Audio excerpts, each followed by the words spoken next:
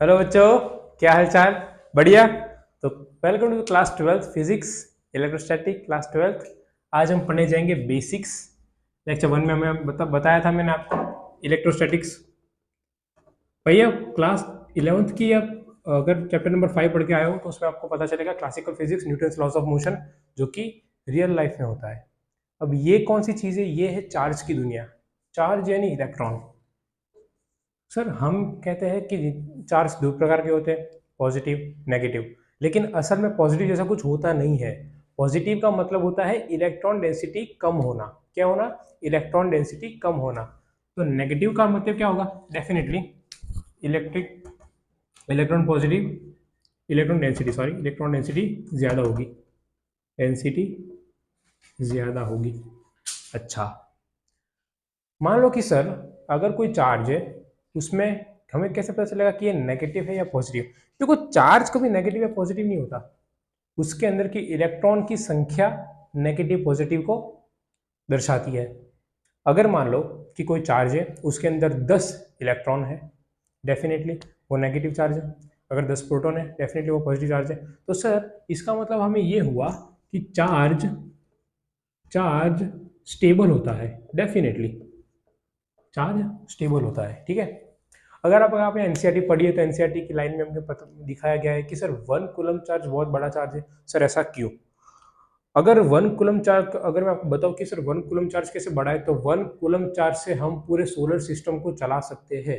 इतना बड़ा 1 coulomb charge होता है। इसलिए आपको पता होगा कि एक इलेक्ट्रॉन जो होता है उसकी उसका चार्ज 10⁻⁻19 कूलम जितना होता है। सर 1.6 -1.6 है ना, माइनस ऑफ 1.6 अपॉन 10⁻⁻19 यानी 10⁻19, लेकिन डिनोमिनेटर में है ना, डिनोमिनेटर में। अब डेफिनेटली डिनोमिनेटर इतना ज्यादा बड़ा है कि न्यूमिनेटर की पूरी वैल्यू कम हो जाएगी, तो ओवरऑल वैल्यू कम हो जाएगी। ठीक है। नेगेटिव चार्ज को भी मत देखना। ठीक है।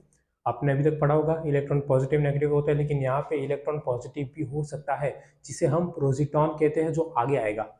चलिए अब बढ़ते हैं कि सर इस चैप्टर को, और अब एनसीईआरटी में जाओगे तो पहले के जो 3 चैप्टर है उनको हमें बताया गया है इलेक्ट्रोस्टैटिक्स, यानी कि चार्ज स्टेबल है, चार्ज एक जगह पे रुका हुआ है। अगर तो चार्ज रुका हुआ है तो उसका मतलब है उसके पास पास इलेक्ट्रिक फील्ड आएगी, इलेक्ट्रिक फील्ड प्रोड्यूस होगी। सर इसकी वैल्यू क्या होती है?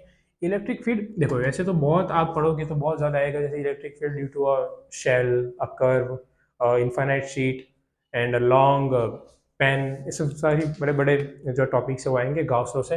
लेकिन अभी क्योंकि ये फर्स्ट या सेकंड लेक्चर है, इसलिए electric field due two point charge एक स्टेबलाइज जनरल फॉर्मूला में क्यों कि इलेक्ट्रिक फील्ड होगी के क्यू बाई आर स्क्वायर। अब यहाँ पे एक बहुत ही बेसिक बात है, लेकिन हर बार बच्चे जो है इसको भूल जाते हैं कि जैसे मैंने जेई का एग्जाम दिया था, तब भी ये क्वेश्चन आया था कि define the sentence are true या फॉल्स। ठीक है, बताया था क्वेश्चन, उसमें थर्ड या फोर्थ सेंटेंस था कि इलेक्ट्रिक फील्ड का ये फॉर्मूला सिर्फ पॉइंट चार्ज के लिए ही है। ये सत्य है या सच है या झूठ? डेफिनेटली सच है, क्योंकि अगर ये पॉइंट चार्ज नहीं हो, आप समझो एक बात कि अगर कोई, मान लो कि अगर कोई चार्ज है, वो एक स्पेस में है, अब चार्ज के द्वारा ही इलेक्ट्रिक फील्ड आएगी। अगर तो ये चार्ज इतना ज्यादा बड़ा है कि 1 कूलम से ज्यादा है या पॉइंट माइक्रो कूलम से भी ज्यादा है, तो ये खुद चार्ज उस सामने वाले चार्ज की इलेक्ट्रिक फील्ड को जो है एलिमिनेट कर देगा। तो क्या होगा? हमें इलेक्ट्रिक फील्ड मिलेगी नहीं। इसलिए कहा जाता है कि जो ये चार्ज ये बहुत ज्यादा छोटा है, बहुत ज्यादा मतलब इतना ज्यादा कि हम इसे मेजर नहीं कर सकते। और आप समझ लो ना, इलेक्ट्रॉन का चार्ज आप देख लो 10⁻⁻19 कूलम पे जा रहा है, मतलब ये तो इतना ज्यादा कम है। एक देखो 1/10⁻19, ये क्वांटिटी बहुत ज्यादा कम है। ठीक है, बहुत ज्यादा कम है, इसलिए हम इसको नेग्लेक्ट कर सकते हैं। तो ये चार्ज इतना छोटा होता है। ये फॉर्मूला है इलेक्ट्रिक फील्ड का। अच्छा, तो सर हमने कहीं कहीं पढ़ा था कि न्यूटन्स लॉस ऑफ मोशन में न्यूटन बाबा ने कहा था कि सर एक फोर्स होता है that is G m1 m2 upon are square.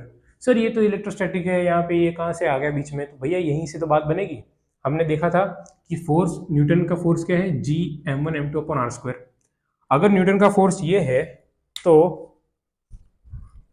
उसी के भाई, मतलब उसका भाई तो नहीं कह सकते, लेकिन ऐसा ही एक साइंटिस्ट आया था जिसने न्यूटन के लॉ को फॉलो करते हुए एक बहुत ही मस्त लॉ बनाया, दैट इज कूलम्बिक फोर्स।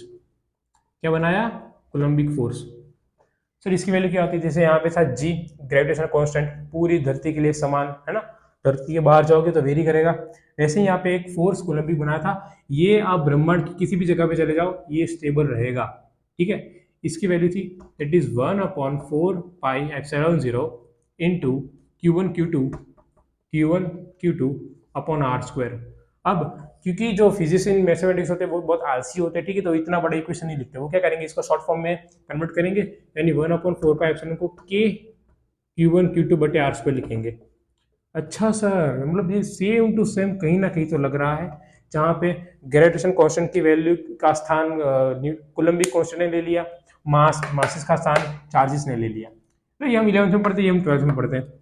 अब आगे जाओगे 5th या 6th लेक्चर में हम पढ़ेंगे कि भैया 4 जगह पे जो है Q1 Q2 Q3 Q4 रखा है। बताओ भैया जो सेंटर पे हमें इलेक्ट्रिक फील्ड या फोर्स कितना होगा? सेंटर पे इलेक्ट्रिक फील्ड फोर्स हमेशा 0 होगा, क्योंकि ये सिमेट्रिक है ना, ठीक है। अब ये इसी बच्चे को आएगा जिसने 11th क्लास में थोड़ा सा भी ग्रेविटेशन पढ़ रखा है, थोड़ा सा भी। इसलिए जब आप 11th में पढ़ते हो तो आपको बताया जाता है कि भैया कुछ ना पढ़ो तो कुछ बात नहीं, चैप्टर 8 तो पढ़ ही जाना, चैप्टर 8 बोले तो ग्रेविटेशन, ठीक है। अच्छा, अब हम करेंगे कि सर चलो चार्ज स्टेबल है, लेकिन मान लो कि धरती पे ऐसा कोई जीव नहीं है, ऐसा कोई वस्तु नहीं है जिसे मैं फोर्स दूंगा और वो चलेगा नहीं। मान लो कि मैंने इस चार्ज को फोर्स दिया तो चलेगा तो वेरी होगा तो एक्सेलरेशन होगा, और वही है acceleration, that is net force upon net mass, ठीक है। ये जब मैं पढ़ता था तब मुझे बहुत कंफ्यूजन होती थी, क्योंकि मुझे लगता था कि सर एक्सेलरेशन तो सेम ही होगा F/m, तो हम इतनी सारी कैलकुलेशन क्यों कर रहे हैं, इलेक्ट्रॉन प्रोटॉन ये सब कहाँ से बीच में आया। लेकिन आपको याद रखना है कि मैंने आगे एक वर्ड लिखा है, दैट इज नेट को शुद्ध हिंदी में कहते हैं चोखा, स्पष्ट, शुद्ध, नेट फोर्स अपॉन नेट मास। मतलब पूरे सिस्टम को, देखो फिजिक्स में हम सिस्टम लेते हैं, चार्ज, प्रोटॉन, न्यूट्रॉन, ये सब आते हैं, तो सिस्टम लेते हैं। अगर सिस्टम का पूरा फोर्स और सिस्टम का पूरा मास, इन दोनों के डिविजिबल को हम क्या कहते हैं? एक्सेलरेशन। अच्छा, अब मैंने वही कहा, जो ये बच्चा, मतलब जिस बच्चे ने क्लास 11th को अच्छे से थोड़ा सा भी पढ़ा होगा वही से रिलेट कर पाएगा कि मैंने फोर्स लिखा है ma। क्लास 11th की फिजिक्स का पहला फॉर्मूला जो बच्चा पढ़ता है वो होता है F = ma, ठीक है। कुछ बच्चे रटने की कोई जरूरत नहीं है, ठीक है। अब मैं F = QE लिखूंगा। सर ये कहाँ से आया? सर ये QE कहाँ से लिख दिया? हमारे सर ने भी एक बार ऐसे ना डायरेक्ट लिख दिया था, और हम सबको कहा था कि घर पे जाके इसको सॉल्व करके आओ और मुझे बताओ कि मैंने QE कैसे लिखा। अरे सिंपल बात है यार, मैंने इलेक्ट्रिक फील्ड क्या लिखी थी अभी? KQ/r²। मैंने फोर्स क्या लिखा था अभी? KQ²/r²। KQ²/r²। अब मैं यहाँ से Q को कॉमन लेता हूँ, मैंने Q को कॉमन लिया, बचा क्या अंदर? KQ/r²। ये क्या दिख रहा है? Electric field. तो मैं क्या लिखूंगा? Q × electric field. तो फोर्स क्या आएगा? Q × E। सिंपल। फोर्स क्या आएगा? Q × E। तो वही मैंने लिखा। अब सर फोर्स F = ma, तो ग्रेविटेशन है, ये है इलेक्ट्रोस्टैटिक फोर्स। तो अगर आप जब क्वेश्चन करने बैठोगे तो क्वेश्चन में आपको बताया जाएगा कि भैया ग्रेविटेशन फोर्स, इलेक्ट्रोस्टैटिक फोर्स दोनों स्टेबल है, तभी बताओ वैल्यू क्या होगी। तो मान लो कि एक चार्ज है, उसको मैंने इलेक्ट्रिक फील्ड में रखा, बहुत पॉइंट चार्ज है, ठीक है। तो मान लो कि ये कोई पॉइंट चार्ज है। अगर मैंने इसको इलेक्ट्रिक फील्ड पे रखा, तो क्या होगा कि मान लो कि ऊपर से, भाई नीचे तो एक ही फोर्स लगेगा, भाई पृथ्वी में है हम, पृथ्वी में तो क्या एक ही फोर्स लगेगा, G। ऊपर लगेगा इलेक्ट्रिक फील्ड, क्या हो जाएगा? Fg = ma। तो ma = QE, क्या हो जाएगा? ma = QE, यानी मैं यहाँ से एक को सब्जेक्ट बनाऊँ तो क्या हो जाएगा? QE/m। अरे वाह सर, ये याद रखो भाई, कुछ याद ना रखो तो ये याद रखो, ये आपके मरते दम तक काम में आएगा, ठीक है। तो बस यही कुछ बेसिक बातें थी, आज के बहुत छोटा सा लेक्चर था। I hope you understand. Thank you very much.